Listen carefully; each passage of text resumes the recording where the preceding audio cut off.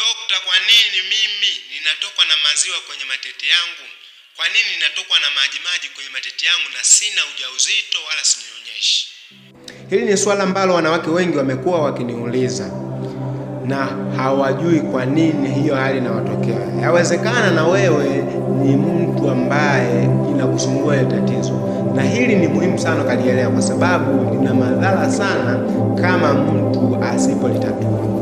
Kabla ya kuendelea, ningependa unaweza ukabonyeza kitufe cha kengele kwa ajili ya kusubscribe ili uwe mtu wa kwanza kila siku tunapo-upload masomo yetu. Lakini unaweza ukalike, ukashare kwa ajili ya wengine kujifunza zaidi.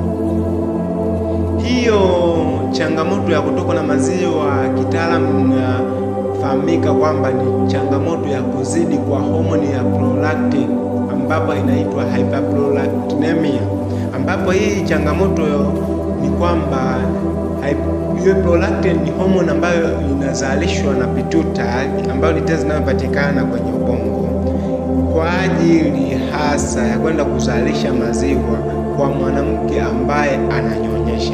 Kuna baadhi ya sababu ambazo zinaweza kupelekea wewe ambaye hunyonyeshi wala sio mjamzito kutokwa na maziwa, na baadhi ya sababu hizo ni kama ifuatavyo: 1, kunyonyesha kwenyewe; 2, kama wewe ni mjamzito, hiyo ni hali ya kawaida; 3, msongo wa mawazo.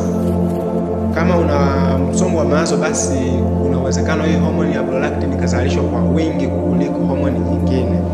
Lakini vile vile watu wanaofanya mazoezi kupita kiasi, kadhalika watu ambao wanakosa muda wa kupumzika, hawalali vizuri, basi hii changamoto inaweza ikawa inawasumbua mara kwa mara. Sababu nyingine ni matumizi ya dawa tofauti, zikiwepo dawa za pressure, zikiwepo dawa za kuondoa asidi kwenye tumbo, lakini vile vile kwa watu ambao wanatumia dawa ambazo hasa zinahusiana na masuala ya kihomoni.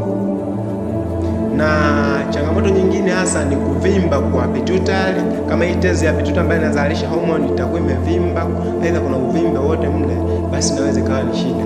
Lakini kuna shida ya hii inaitwa shida ya hypothyroidism, ambayo ni hasa kuzalishwa kwa kiwango kidogo cha homoni ya thyroid, na yenyewe inaweza kuwa ni sababu.